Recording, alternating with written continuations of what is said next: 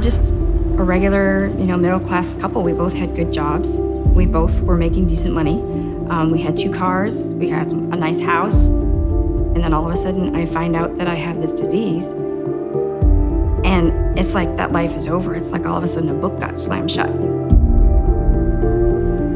I had neoadjuvant chemo. I had a single right side mastectomy and then 37 rounds of radiation. After which, I was placed on a drug called tamoxifen, which is a maintenance drug, and certain other drugs. Cystic fibrosis is a genetic illness, and it is a terminal disease. I worry about him feeling terrible, as if it's his fault that his family might have to go through, some financial trauma or financial strain. At 3 years old, my son looked at me and said, "Mommy, am I expensive? Mommy, am I expensive?" He was looking for a reason to blame himself at 3. I'm a HER2-positive breast cancer patient. I was very lucky. They have a great drug. It's a targeted therapy.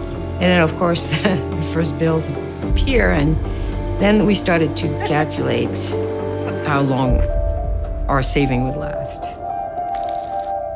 I tell my children all the time that they better start saving money, because sooner or later, you're going to come to a point in your life where your health needs a prescription drug. And God forbid, because you will lose the things that you hold most dear.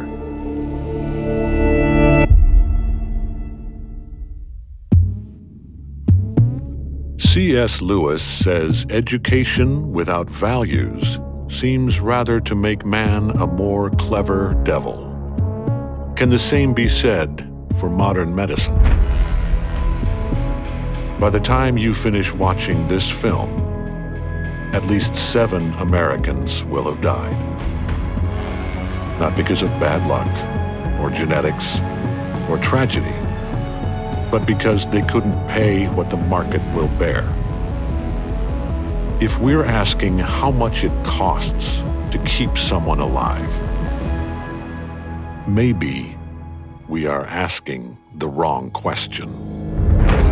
An investigation into the cost of prescription drugs reveals huge price hikes over the past 5 years. Several brand name medications more than doubled in price. Now let's turn to the rising price of prescription drugs and outcries to do something about it. The US medical community is outraged after a life-saving drug saw a more than 5,000% price hike. Who raised prices by how much? I mean, who are the biggest offenders here? Everyone. Why is this happening? Well, the simple truth is they can do anything they want at any time they want to do it. Let's not forget, the drug industry is the most profitable industry in America. No other industry is even close. Should this be surprising? Because it's impossible to escape pharmaceutical ads. Everything we were to do was about making Wall Street happy. All the way over! 70% of Americans take at least one prescription drug. $1,000 a pill. $20,000 every 3 weeks. $750,000 a year. They really are a gatekeeper. They determine, in many cases, who lives and who dies. Call your doctor right away if you experience fever, tiredness, body aches, chills, nausea, vomiting, seizures, loss of vision, or weakness.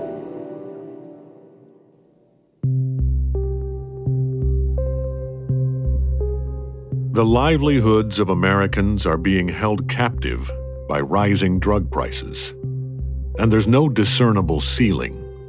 A lot of Americans are being hit by soaring prescription drug prices. Americans spent an estimated $450 billion with a B dollars on prescription drugs in 2016. Imagine knowing your child has a rare disease that will slowly destroy all the muscles in their body.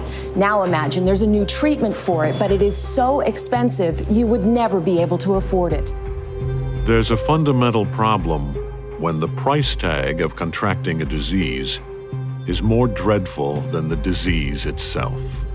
In February, Valiant Pharmaceuticals raised prices for two newly purchased heart drugs, Isoprel and Nitropress, 212 and 525%. Spinraza got FDA approval last December and a price tag, $125,000 per dose. In many cases, the costs add up to $1 million a year for a lifetime. These drugs are priced at incredibly high levels, right, which are unaffordable to not only people in this country, but people around the world. They know that the prices they charge for a lot of drugs exclude people from having access to those drugs. It's not like they don't understand that, they do. Insulin is a life or death medication. Those high prices combined with rising insurance deductibles mean many people who rely on insulin are feeling sticker shock.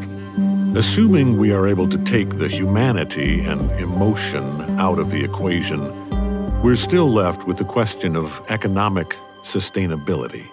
Well, all you have to do is project the trends, which are already off the chart. So you'd have to tape another piece of paper to the top of the chart and watch them go up some more. It is ludicrous to think that the U.S. in healthcare in general can go on spending about 18% of our gross domestic product on health in general. The percentages of our gross domestic product are swelling at an alarming rate. If this trend continues, a crash is inevitable. If the price of milk or bread or any other staple went up at the same rate that drug prices are going up, people will be rioting in the streets. Mr. President, I rise to discuss one of the major crises facing our healthcare system today, and that is that the pharmaceutical industry itself has become a major health hazard to the American people. Prices are going up outrageously, no justification. So you can walk into a drugstore tomorrow and find that the price that you're paying for the same medicine you've had for 20 years has been doubled. And you ask the pharmacist why. There's no reason. They can double it based on market needs. So what you have is an incredibly powerful industry charging any price they want. And the result of that is that 1 out of 5 Americans can't afford the medicine that they need. Can you imagine that? So they go to the doctor writes a prescription, but they can't afford to fill it. But 5 major companies made $50 billion in profits last year. So you have an insane situation in which people are dying because they can't afford the medicine they need or getting much sicker than they should just so these companies can make outrageous profits.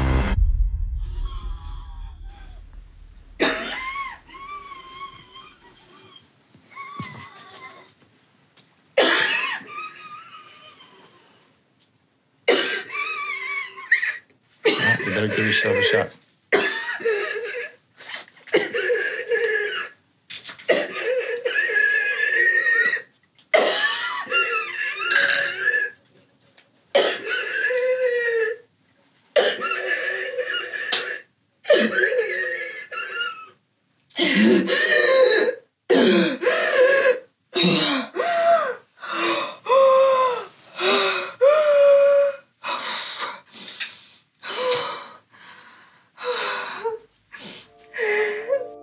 In 2007, Mylan Pharmaceuticals acquired EpiPen, a device used for injecting measured doses of epinephrine. The call's growing louder for drug makers to lower the price of the EpiPen. Since the acquisition, prices have risen continuously. Pharmaceutical giant Mylan was at the center of criticism last year over rising drug prices. Pressure mounting on EpiPen maker Mylan Pharmaceutical, a trio of senators now calling for an explanation. The auto-injector's price has risen by more than 480% since 2009. My daughter Kennedy was diagnosed with food allergies when she was about 13 months old. Kennedy also has asthma, she has reflux, and she has eosinophilic esophagitis. So for Kennedy, she does have a medication regimen that she has to take every day. She has to take maintenance meds for her asthma. She also has to take a maintenance swallow medication for her EOE, and then she carries around her EpiPen. And Shane has a life-threatening allergy to blueberries.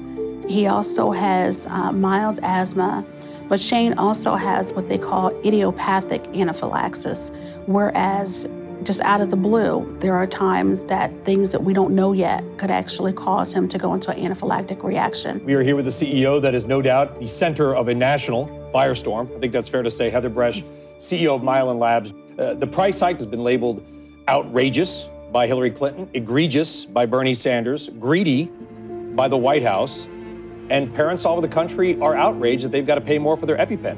How do you respond to all that? As a mother, I can assure you the last thing that we would ever want is no one to have their EpiPen due to price. The cost is more prohibitive than people realize. 2 kids, $600 for 1 set, and I need multiple sets. The school that they go to, they have to have a set for themselves, a set for the nurse, and a set for the trainer if they go out for any sports. And we also have to have a set for our house. So the cost is insane. The American Medical Association has said this is basically the same product it was in 2009, and yet have raised the price 17 times. If you follow the money, the reason for these price hikes comes into sharp focus. What was your salary last year? About $18 million. About $18 million. Sounds like you're doing pretty well on this. When Mylan acquired EpiPen in 2007, Heather Bresch's salary was $2.4 million. As the price of EpiPen swelled, so did her salary, all the way to $18.9 million. Heather, you understand the headlines, right? Which is EpiPens, which are needed by millions of children. The price goes from $50 10 years ago to $500 or $600 today, and you're making $18 million a year. You understand how that looks. Brian, look, I understand better than anyone that facts are inconvenient to headlines. We have given out 700,000 free EpiPens. We stock 65,000 public schools in this country with free EpiPens to ensure that they're there when needed. Heather Bresch has been vocal about Mylan's free and discounted EpiPens, but those who are listening closely can hear the canary in the coal mine. So I'm holding here a certification form where Mylan has actually said that the school hereby certify that it will not in the next 12 months purchase any products that are competitive to EpiPen autoinjectors. So you actually put into practice forcing schools, and you're so concerned about these kids, to raise the price to $600. If you want it for the $100 price that it used to be at, you need to sign this and say that you can't buy this from anybody else. Don't answer, I'm not asking you a question. That's what you've done here. Sometimes I do feel like a burden. I sometimes think that maybe if I didn't have this allergy, or maybe if I wasn't per se here, then maybe my mother would have a little less stress. She wouldn't have to carry the burden of having to come up with that extra money to pay for the EpiPens. I feel bad because I know it's not my fault, but they're so expensive and it's a lot, even though my mom says that I'm worth it and everything. Knowing that my kids feel like they're a burden to me, it actually hurts and it makes me angry. I guess the anger comes from being hurt, because kids should never feel like that. And I think it's just so unfair because it's unnecessary. The medication inside the device is so cheap, it does not warrant the cost. When journalists and lawmakers ask pharmaceutical companies to justify their pricing, the same 2 words come up again and again: research and development.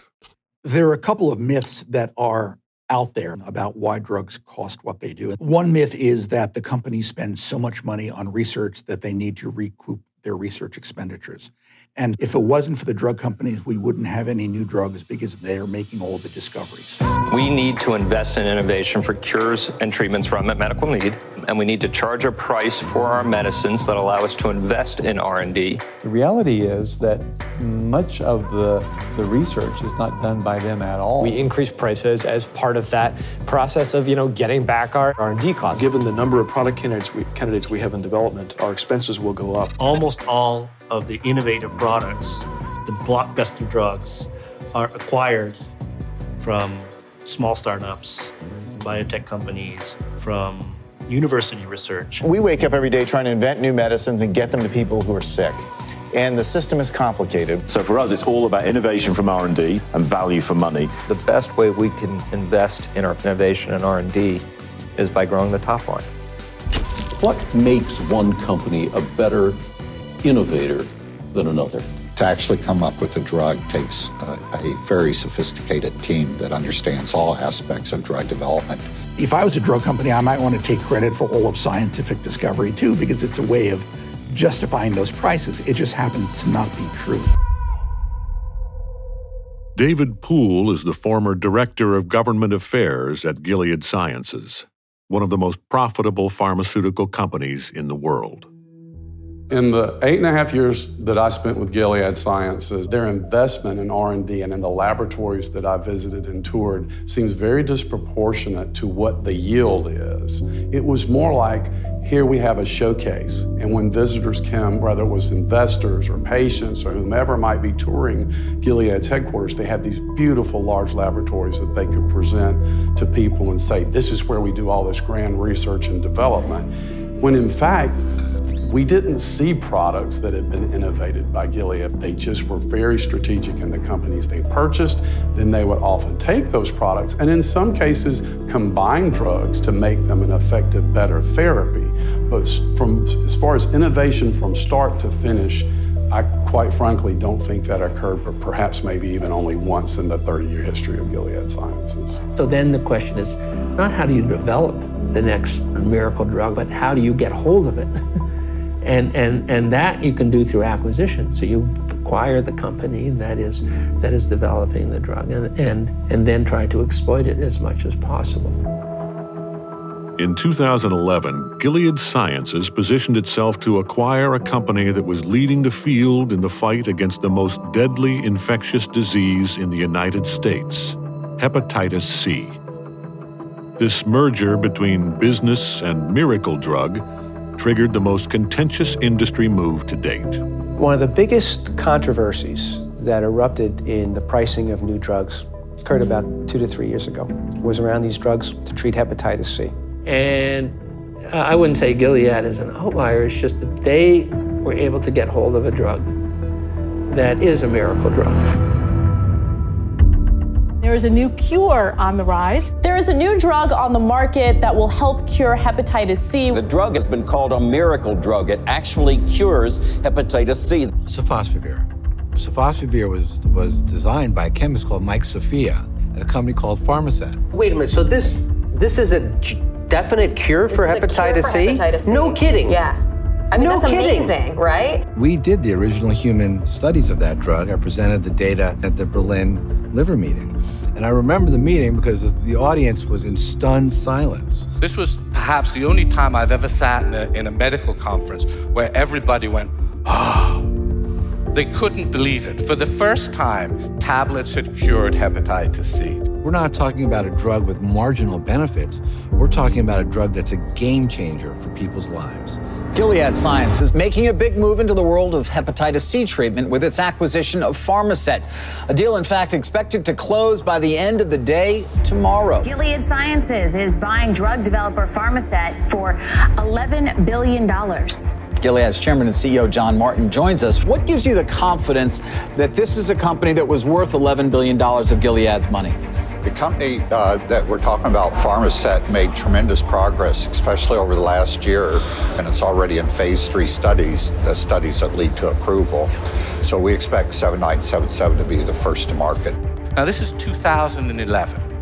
By 2014, we had combined drugs and done the clinical trials and presented the data that resulted in a treatment for hepatitis C that could cure 95% of patients with one tablet once a day that was simple, safe, and effective. All of a sudden it changes to we have a med that works in 3 months. The side effects are minimal to none.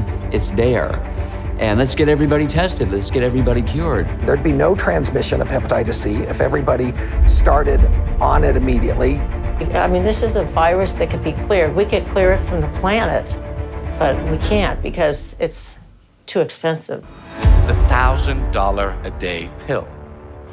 That's a lot of money for a single tablet. In fact, that makes one tablet of sofosbuvir, as it's called, the most expensive substance on earth. So Gilead brings cure to market. That didn't make the headlines. What made the headlines was their price.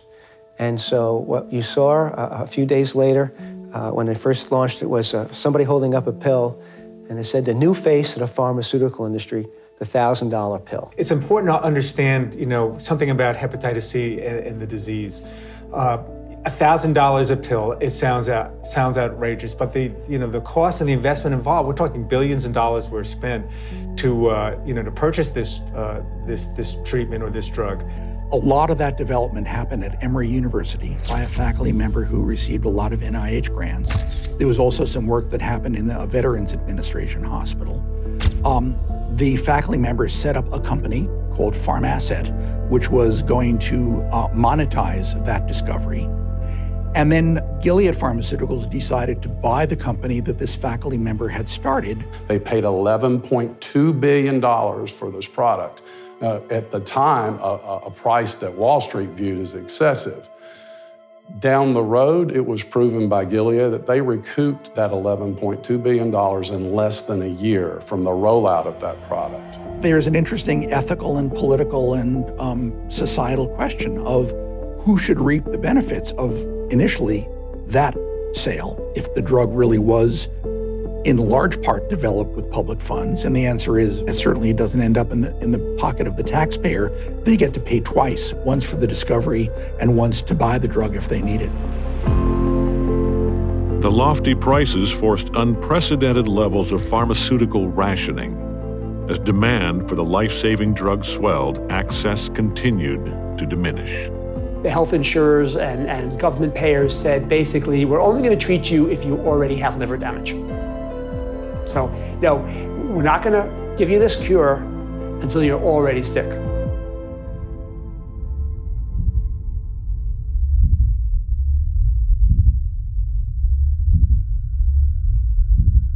And I had ammonia on my brain, from having the virus in my system. Some of the side effects are like brain fog, is like not being able to think clearly, poor memory. I knew that there was a new treatment that was going to be available, and I was hoping that I'd be able to avail myself of that. But it seemed like it was never going to happen because of all of the restrictions that I had to go through to qualify. And then even after I qualified, I wasn't able to afford or get the medication. The medication was obscenely expensive. Now, anybody looking at a single pill will say, that couldn't possibly cost $1,000. And they'd be right. No way that pill costs $1,000. The cost of that drug is less than $1 a day. And that includes the plastic bottle that comes in. And the price to the consumer is $1,000 a day. So, I don't know, is that a reasonable profit margin? That very question ripped through the industry and patient groups alike. And the answer wasn't unanimous. Now, I think the drug was priced very fairly. The drug was priced cheaper than what existed, safer than what existed, and more effective than what existed. I think that's a pretty powerful argument to say why that price should be where it was. I was just so scared for my daughter because, if something would have happened to me and I died,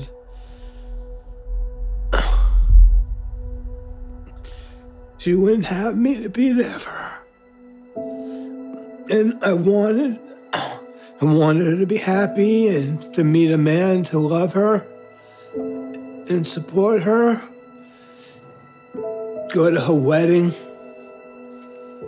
see my grandchildren. Things that I thought about a lot. Gilead Sciences hit a home run yesterday with its earnings when it reported after the market closed.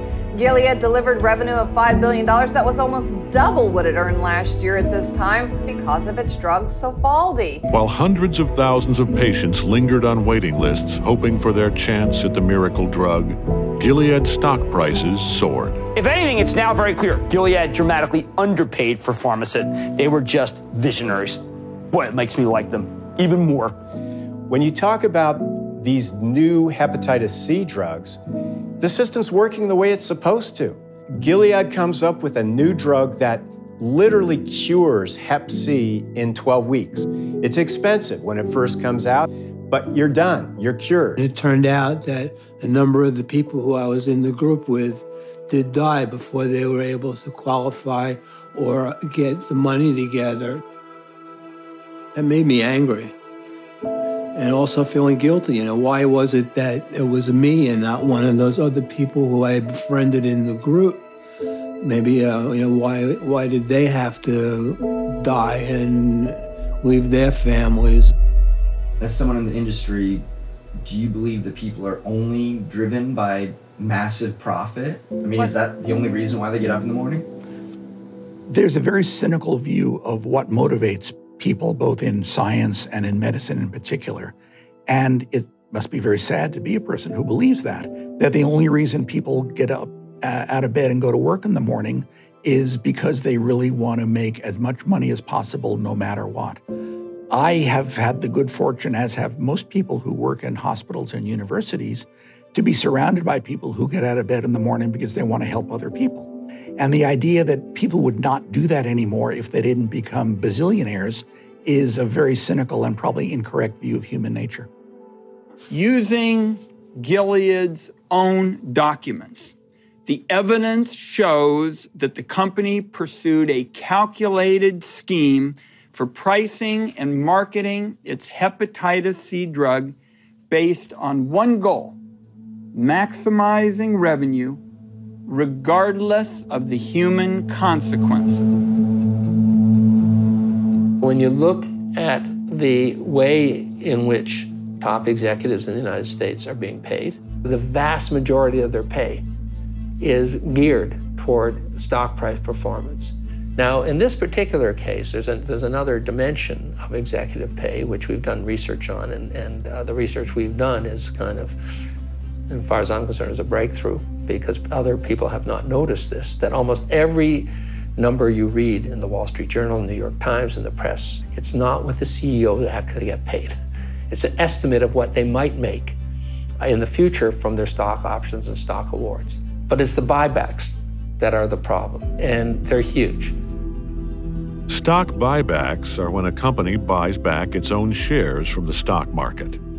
In 2014, after the huge profits of Sovaldi kicked in, Gilead spent $11 billion on these buybacks. And in doing so, they sent the company's stock price through the roof.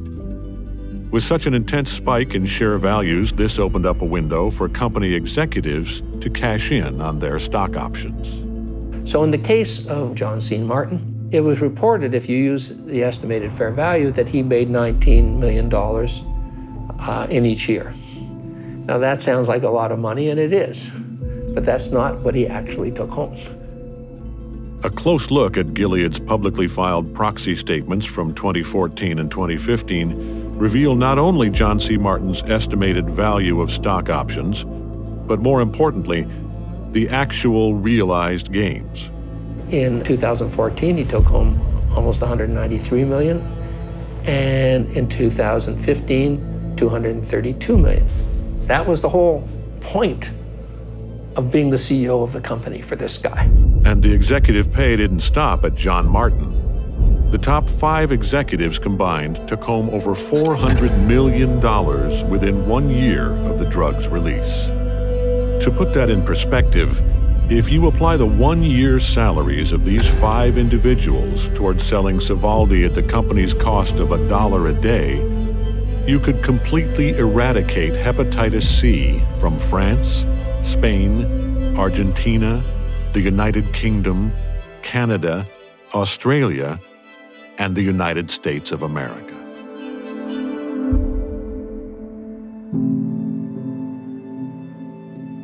According to Jonas Salk, the reward for work well done is the opportunity to do more. But our current culture seems to believe that the reward for work well done is the opportunity to take more. Is this business as usual? The price we pay for living in a free market? Has it always been like this, or have we lost our way?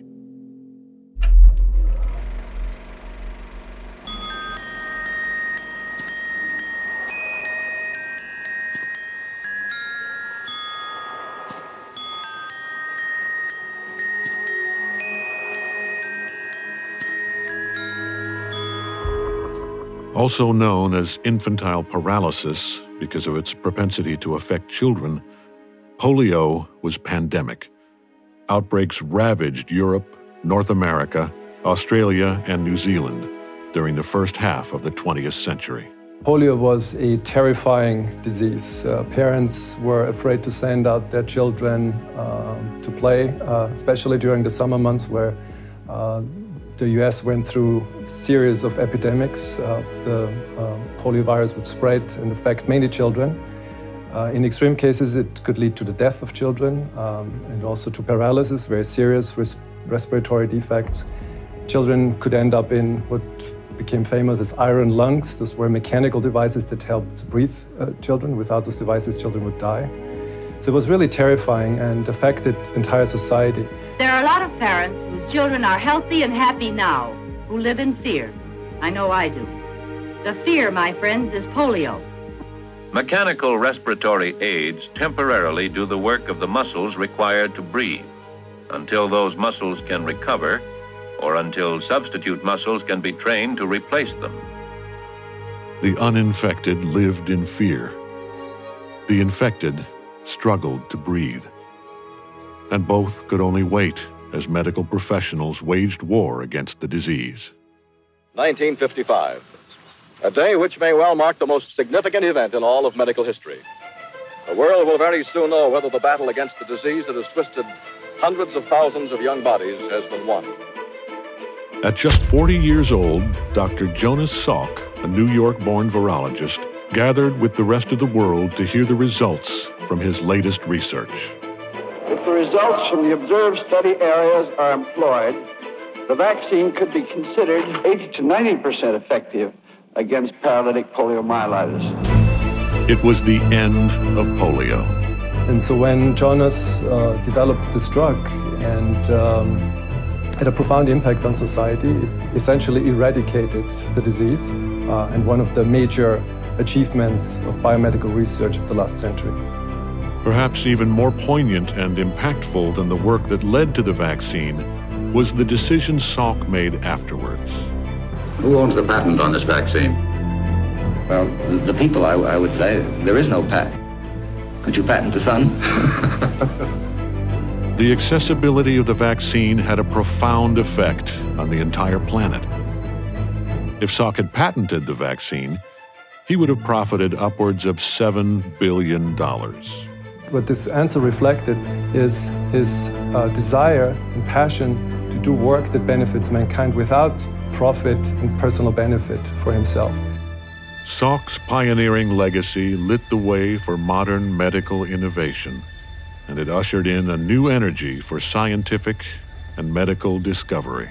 The drug industry has always been dependent on scientific breakthroughs to really come up with innovative medicines. And the whole first part of that process is really driven by basic science, the vast majority, almost universally, funded by the federal government. The NIH plays a huge role in the development of basic science. The United States has the largest federally funded science program in the world, with nearly $32.3 billion being invested annually. NIH funds are essential in the earliest parts of research, which brings the basic knowledge of how the human body works. And that research is done generally with support from the NIH and academic scientists.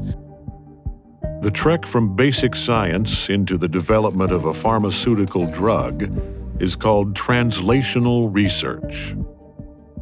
Having the capital and infrastructure that many government and educational facilities lack, pharmaceutical companies often step in the late stages of development and prep the drug for the market. Lastly, the drugs must get approval from the FDA.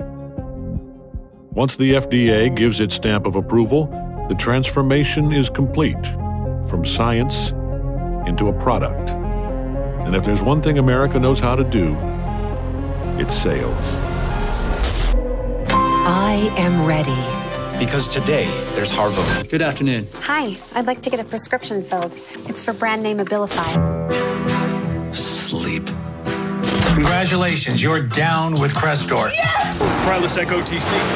I got my first prescription free. Ask your doctor about Farxiga. Tecfidera, Viac, Eliquis, Tracina, Tesla, Latuda. I feel better now, better now, better now.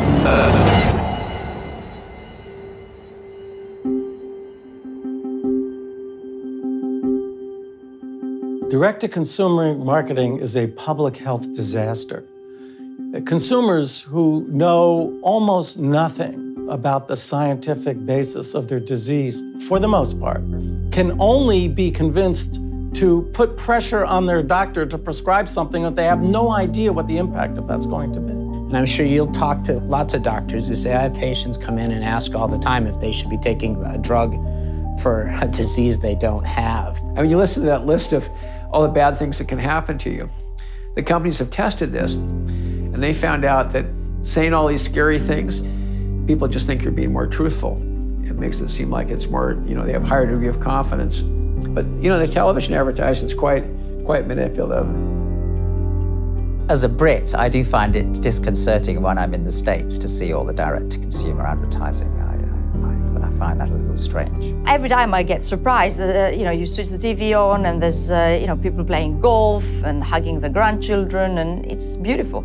So on British TV, you won't see adverts for medicines which are only available by prescription through doctors. Pharmaceutical companies cannot market or advertise publicly branded drugs to the public.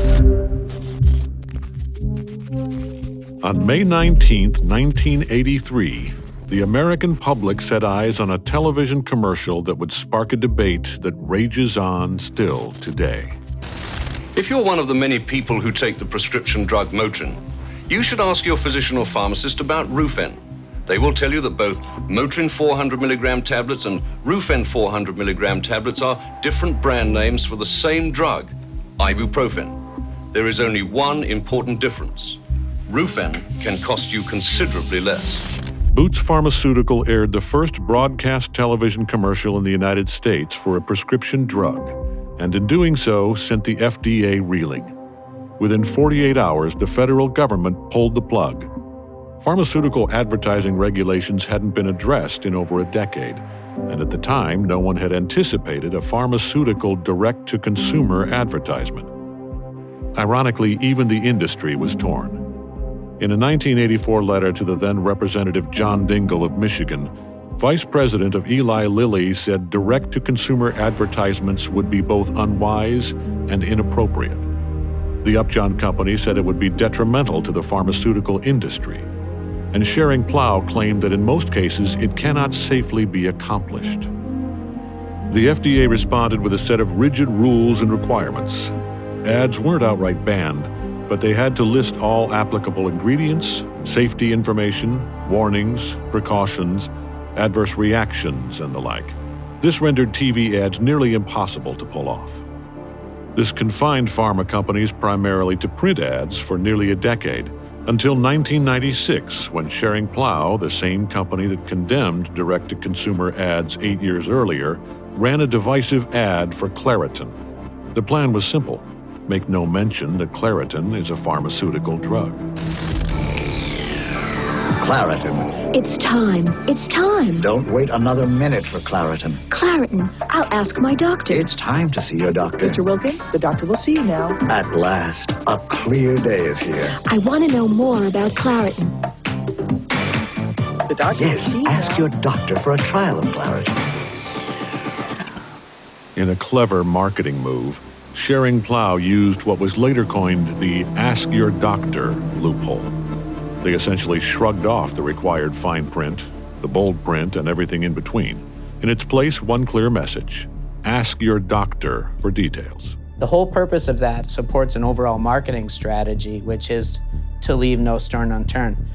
Make patients ask about drugs. The Claritin campaign once again rocked the boat, forcing the FDA to reassess. And in 1997, during Bill Clinton's second term, direct-to-consumer ads were deregulated, giving way to the kind of pharmaceutical ads that now dominate the airways. President Clinton agreed to have drugs advertised on television, newspapers, which had been prohibited previously.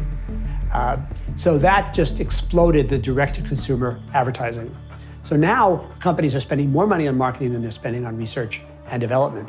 We don't know what companies are spending on research and development, but we have seen studies that show that many companies are spending 19 times as much money on the marketing and advertising part than they are on the research and development part. Now, they like to argue that they need these high prices to cover R&D, but why do they need such high prices to cover all this marketing and promotion?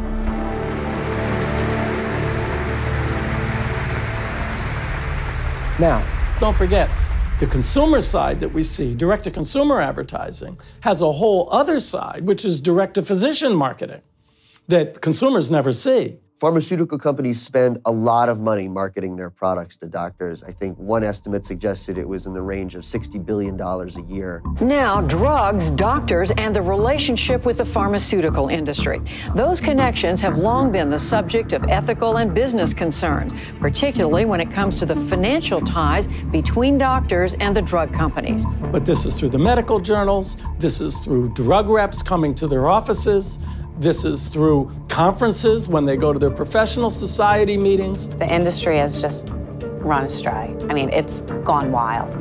They are throwing money at doctors left and right. They're paying doctors to conduct studies, even to ghostwrite certain articles. What that means is the pharmaceutical company actually writes the article and then slaps the doctor's name on it. For a medical journal. That's right. When I did some initial research on this a few years ago, there were many, many physicians receiving seven-figure supplements while they still conducted or managed a practice in their home. So this is a disaster from a public health point of view. It's a pressure point that just simply doesn't need to be there. It serves no function whatsoever other than to cloud clinical judgment. And that's not good health care. And in fact, if you look at recent settlements from the federal government, pretty much every major drug company in the United States has had a finding in recent years dealing with breaking the law regarding the marketing of drugs. Who wants to be a millionaire? You do the math. There are people in this room who are going to make an ungodly sum of money selling Advair.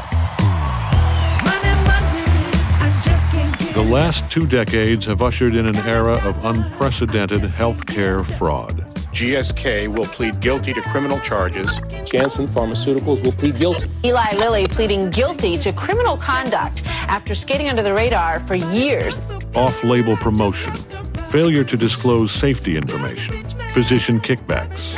Nearly every major pharmaceutical company has been caught over and over again. For nearly a decade, Allergan illegally promoted Botox for uses that were not approved as safe and effective by the FDA.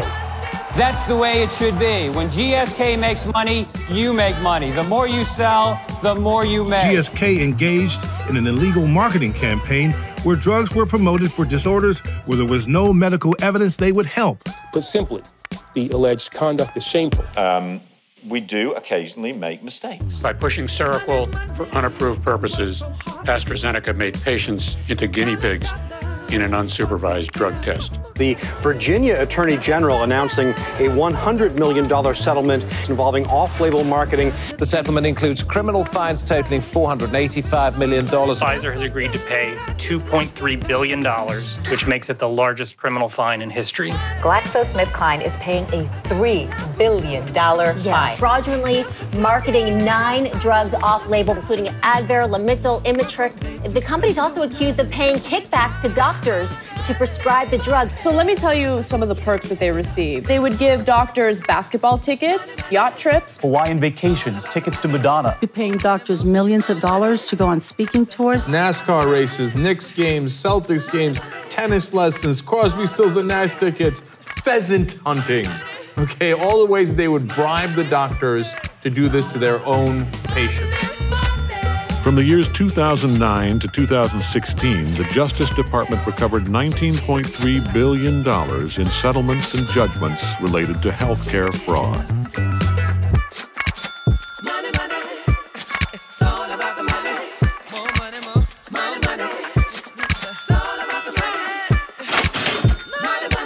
In fact, just last year, the Justice Department reached an all-time high in the number of healthcare fraud defendants charged, with more than 800 indictments and more than 580 convictions.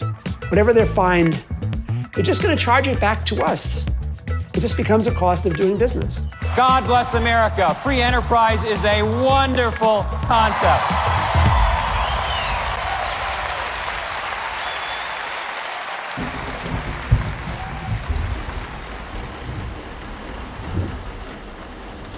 Most people have no idea how much any drugs they take cost, unless it's over the counter, basically. Because they have insurance, they have a copay, but it's not very big.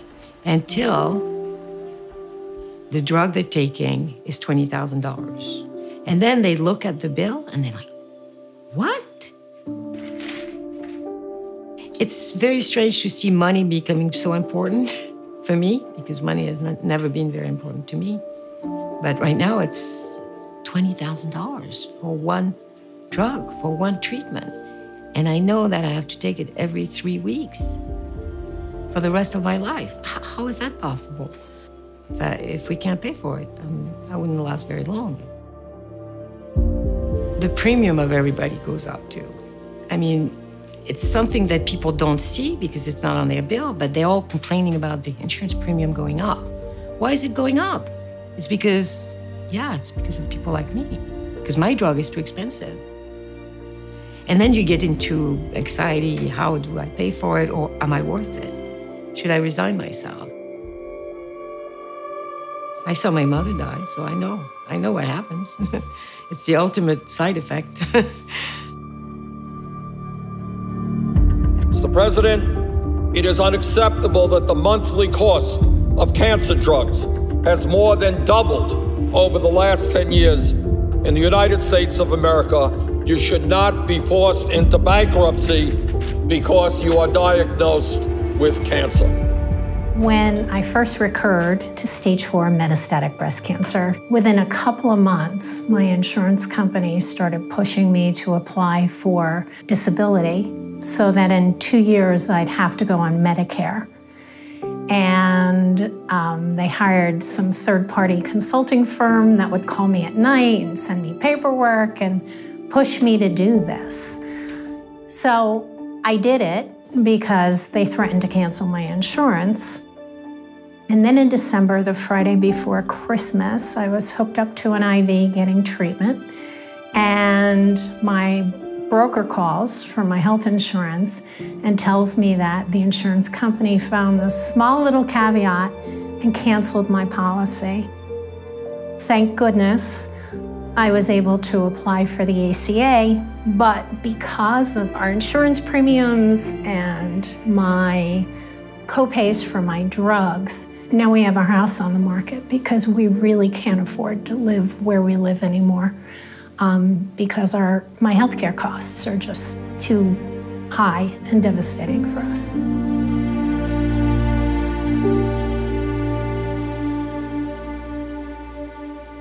I mean, the only thing worse than finding out there's no cure for your disease is finding out there's a cure, but you can't afford it. They come back from having run your credit and say, you don't have enough money to have this disease. A lot of these drug companies will give you their drug, but you have to be within a certain income restriction for those plans. So, for example, I don't work, I can't work, I'm sick, I've been sick. My husband works very hard to keep us in our home, which we've had to, remortgage because of my disease. And your spouse's income now knocks you out of those programs. So you have to get divorced so that your income is the zero that it is. And that's usually referred to as involuntary divorce. So now you're getting your copays kind of taken care of through these programs, but now you die. Your spouse has to be left your assets and now has to pay tax on those assets. So it's like you end up paying one way or another. Either way, the diagnosis comes with the price tag of losing everything, not just for you, but whoever survives you.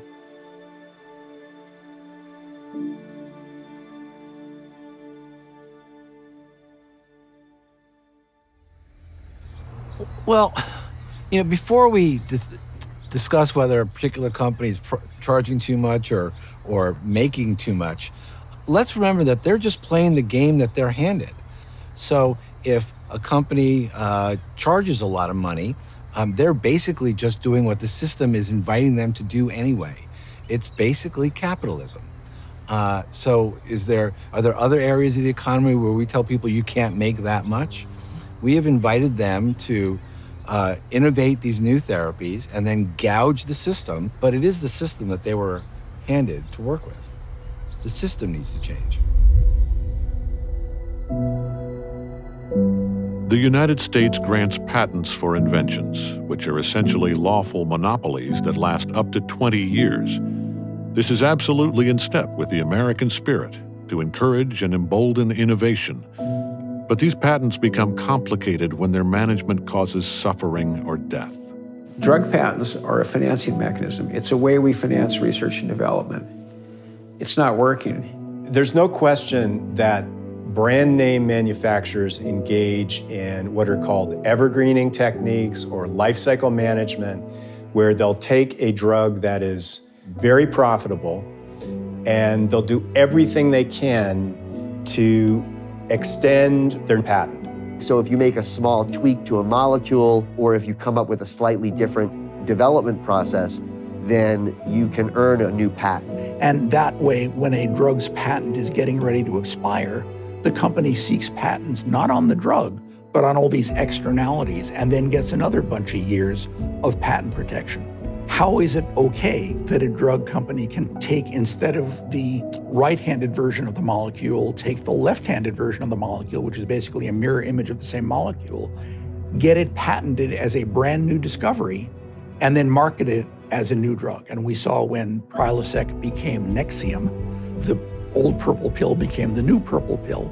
Essentially no clinical advantage, virtually no molecular difference of any consequence. That type of evergreening strategy, I think, is inappropriate and wasteful. And what governments have to realize is that companies have become so powerful through these monopolies that they can't even regulate them anymore. Can the governments regulate legal monopolies on drugs in a way that benefits the public? No. The evidence is no. Insulin prices on the rise, and it could have a big impact on the growing number of people with diabetes. A new report finds the price of insulin has tripled in 10 years' time, a painful price for many of the 29 million people in the United States with diabetes. Those high prices combined with rising insurance deductibles mean many people who rely on insulin are left facing impossible choices.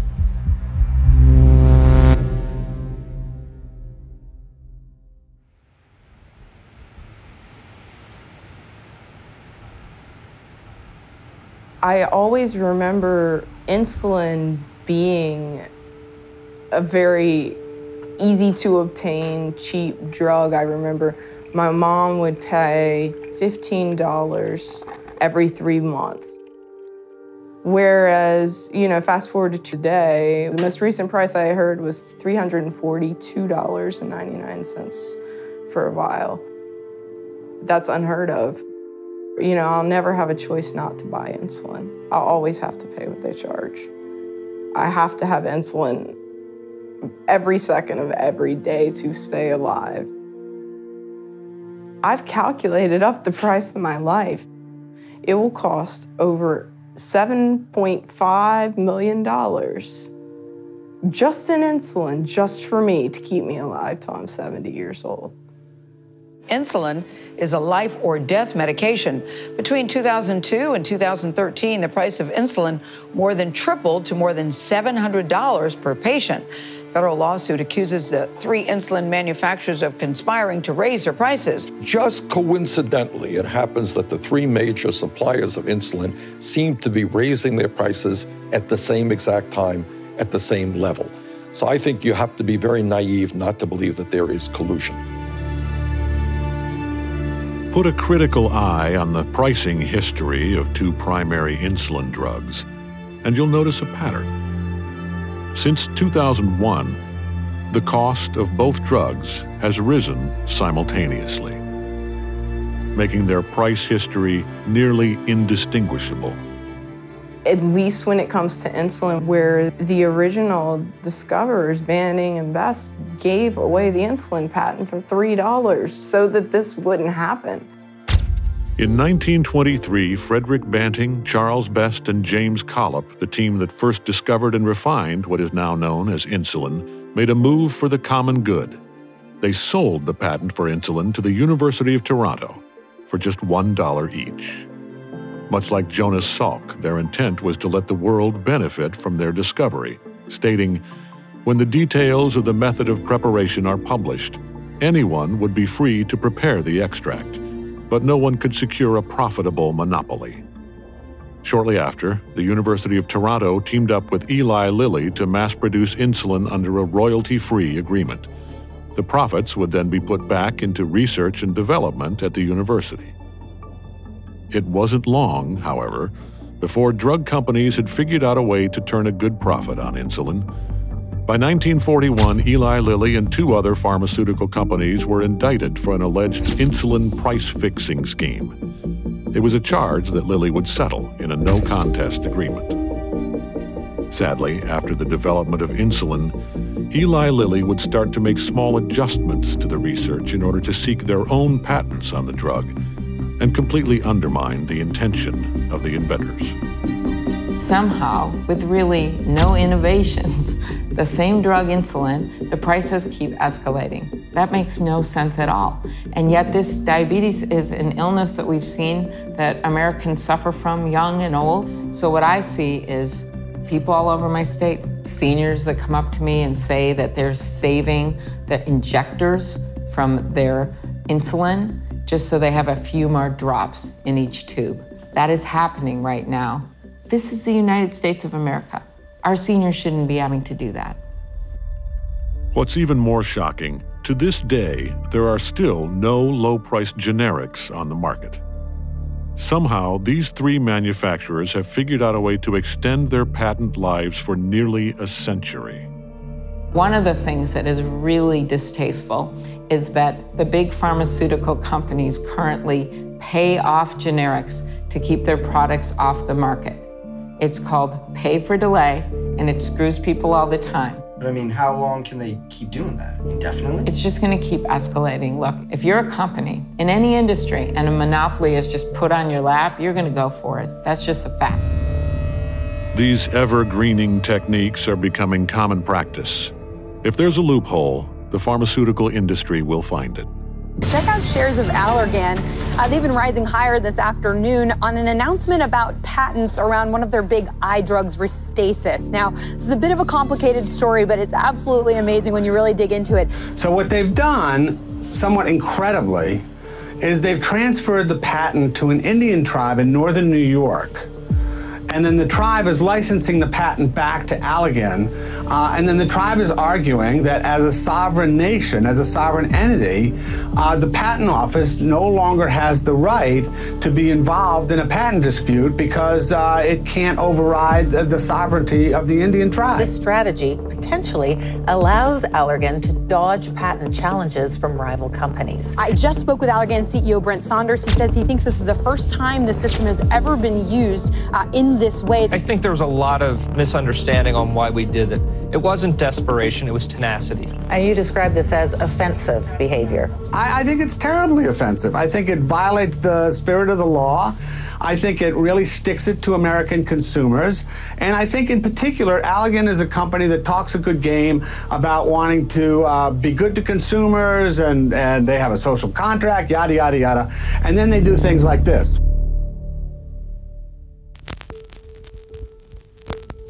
I solemnly pledge to dedicate my life in the service of humanity. I will practice medicine with conscience and dignity. The health and life of my patient will be my first consideration. Doctors swear the Hippocratic Oath, a pledge that they will uphold a certain morality when it comes to their practice.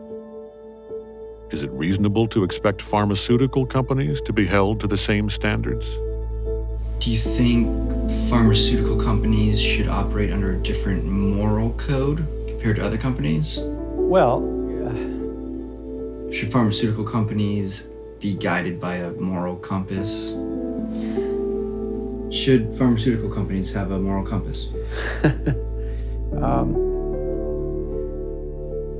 That's a good question. Pharmaceutical companies absolutely should have a moral compass. Absolutely. Pharmaceutical companies should act with moral integrity when they're dealing with drugs that make the difference between life and death for patients. The notion of a moral code governing what they do doesn't make much sense to me. I think companies should have some morals. I mean, they should, there's some lines that they shouldn't cross. I think all of healthcare is a right, okay? There's a long discussion behind that.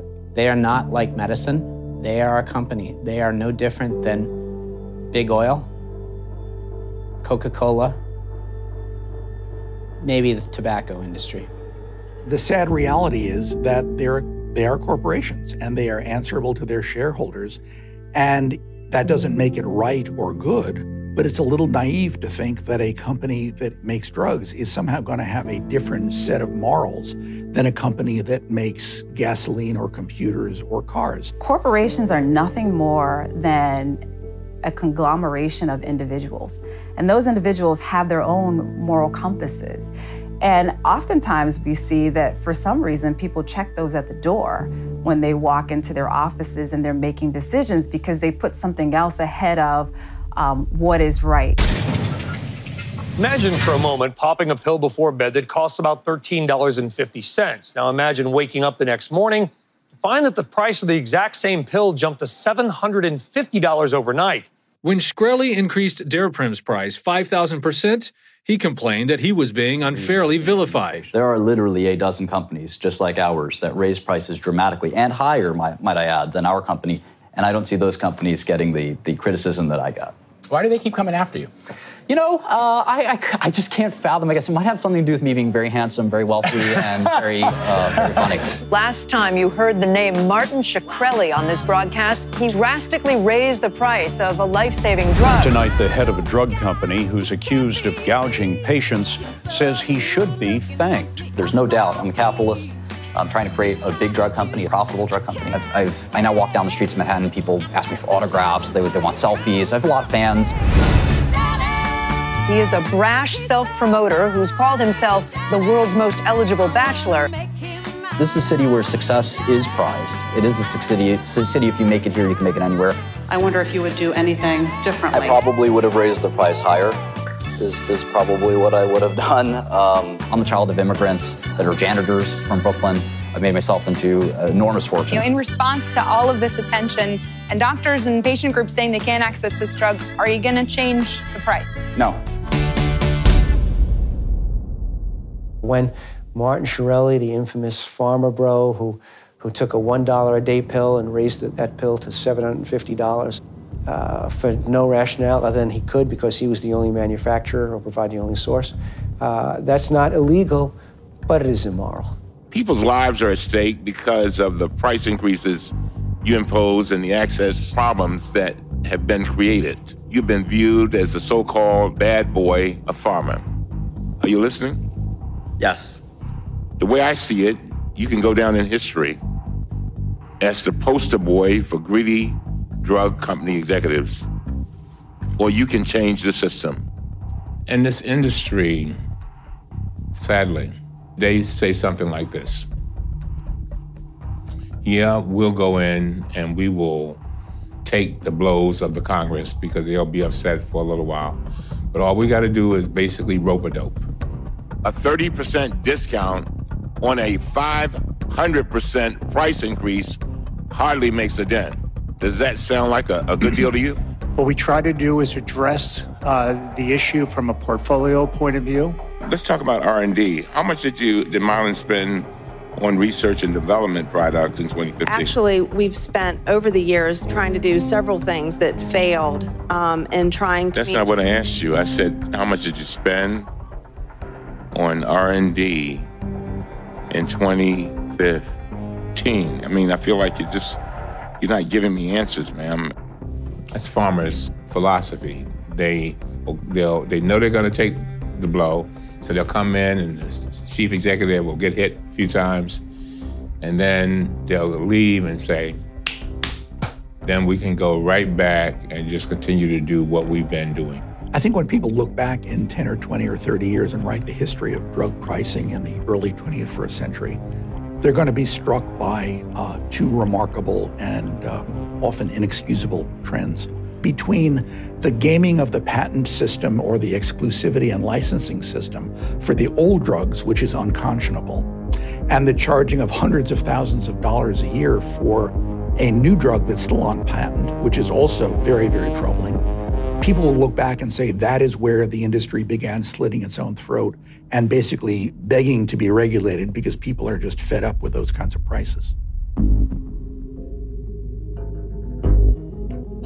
Be it a single-payer system, collective bargaining, or pricing committees, there are many ways government can regulate drug prices.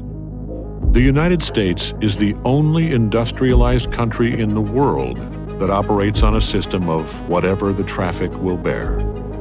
Aside from everything else, the government just doesn't negotiate for prices.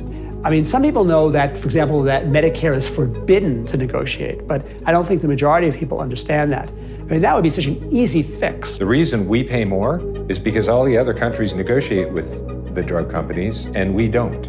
Canada, Britain, Germany, Switzerland, pick any developed country. They all negotiate. Take the hepatitis C drug sofosbuvir, for example. In 2016, the same drug cost 37% less in the UK, 66% less in Spain, and 99% less in Egypt and India.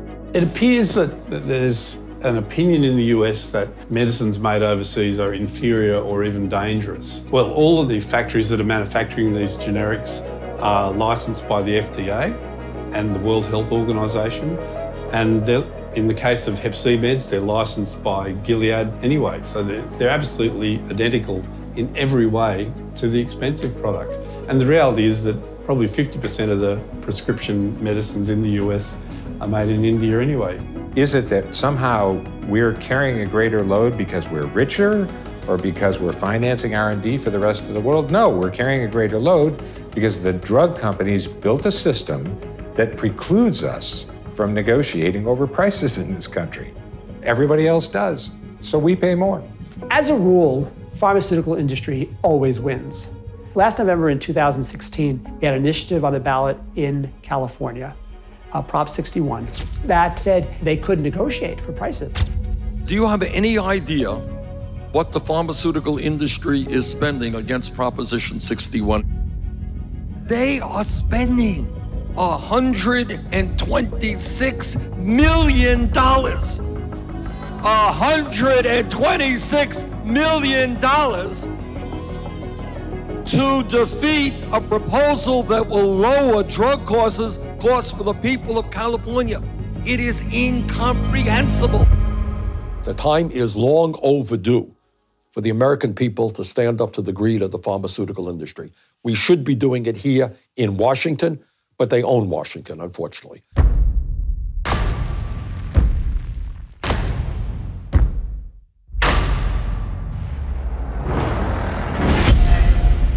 Well, they have spent since 1998 over $3 billion in lobbying. $3 billion in lobbying, not to mention enormous amounts of money in campaign contributions. Not only are they the top lobbying industry, but they outspend every other American industry by at least 44%. This gives them unparalleled lobbying power. Donald Trump got elected to drain the swamp in Washington. If anybody ever did drain the swamp, what they would find lying around the bottom is 4 or 5 drug industry lobbyists for every representative in Washington. The New York Times sort of intimated this morning in their op-ed that Congress yells a lot but does nothing. I couldn't agree more. Because the lobbying, and you guys lobby too. You lobby. Is Congress too close to the biotech and pharma industry?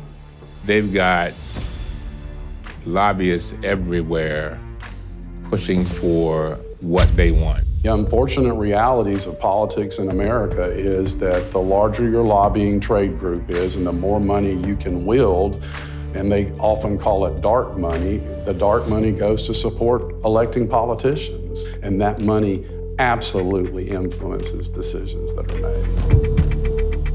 The reach of pharma's financial contributions is staggering. In 2016, out of the 100 members of the Senate, 93 senators accepted money from pharma. A lobbyist who has a lot of money at their disposal, first of all, you can give contributions, which is really the mother's milk of politics, to virtually every congressman you need to impact. And not just contributions, you can raise significant sums of money for them if you have a lot of resources. You can, in essence, buy your way through your issue if you do it carefully. The Congress of the United States of America should be put up for malpractice for not addressing this issue. Mr. President, let us be frank. Let us be honest. The current political campaign finance system is corrupt and amounts to legalized bribery. The pharmaceutical industry has prevailed for almost a decade here in Washington in just wiping this issue off the agenda. There's no discussion, there are no votes. We have not really done anything to even try to act on pharmaceutical prices with a vote on the floor of the House since 2007. Last month, federal lawmakers from both parties helped the industry block Senate legislation to let Americans purchase lower-priced FDA-approved medicines from Canada, right? So that is absurd. And by the way, again, let's emphasize that it wasn't just Republicans, it was Democrats as well. Pharma's gone back and forth as to whether or not they want to be partisan. So in some years, you see pharma weighing in very much for the Republican Party. In other years, it was more equal between the Democrats and the Republicans. The reality is, if you're a congressman, they let you know that if you do things that they like, they will give you money. If you do things they don't like, they'll give money to your opponent. Just the threat of a campaign contribution to an opponent is all that's necessary to be able to control a politician. And it's why it's so difficult to get any meaningful legislation advanced at either the state or federal level, is because of all the money. We have members here who just love free trade. We can bring any product you want in from China. You can get lettuce and tomato coming from farms in Mexico, but for some strange reason, we cannot bring in brand name drugs from Canada. Just can't do it. Can't figure out how to do it. And everybody here knows what the reason is. So you have a very wrong system, a very immoral at some level system that really, in essence, comes down to bribery that is legal. And that's what's got to be changed. But to change it, you've got to get the very members of Congress who benefit from these bribes to agree not to take them.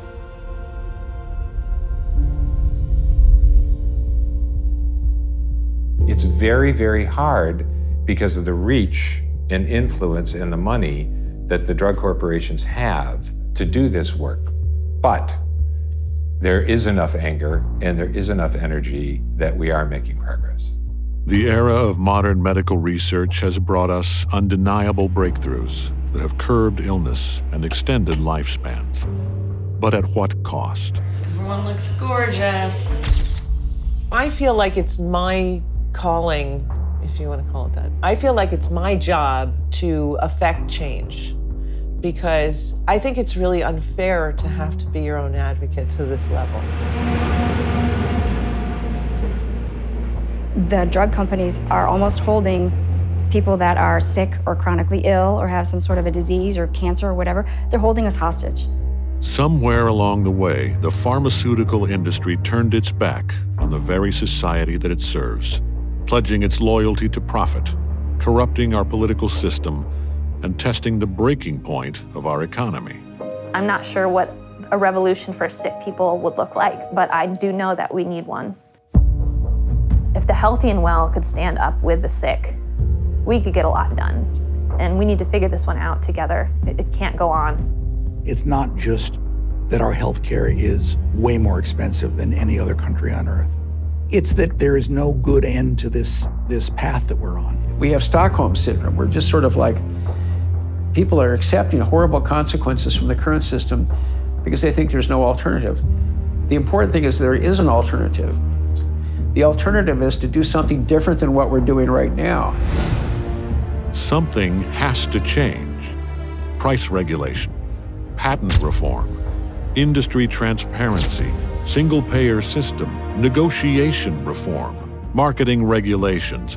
Anything has to change. We are exposing to the world just how greedy this pharmaceutical industry is. Somebody has to say no. Well, somebody has to react and say it's not acceptable. We can do better. As a society, we can do better. Everyone knows somebody who's sick, who's been sick. They want that person to have better treatment options, as I do. But it can't be a conversation about what's that person worth to you. It can't be that kind of conversation. They will fight it. They will try to buy our Congress. They will stifle legislation. And they will spend billions of dollars to hang on to the system that has given them their power. Do not concentrate on so much who you're fighting against. Concentrate on what you're fighting for. One person can make a difference. I think people need to get on the phone, call their congressman, and say, look, I want something done about this drug pricing. It's ridiculous. They can be beaten. They will be beaten if patients and consumers stand up and say, no more. We're not going to do this anymore. It's the only way we have a chance to push back against all the money and influence that the drug companies have. We have lost control of the industry that holds our lives in the palm of their hand. What then are we willing to do to get it back? The answer can't be nothing.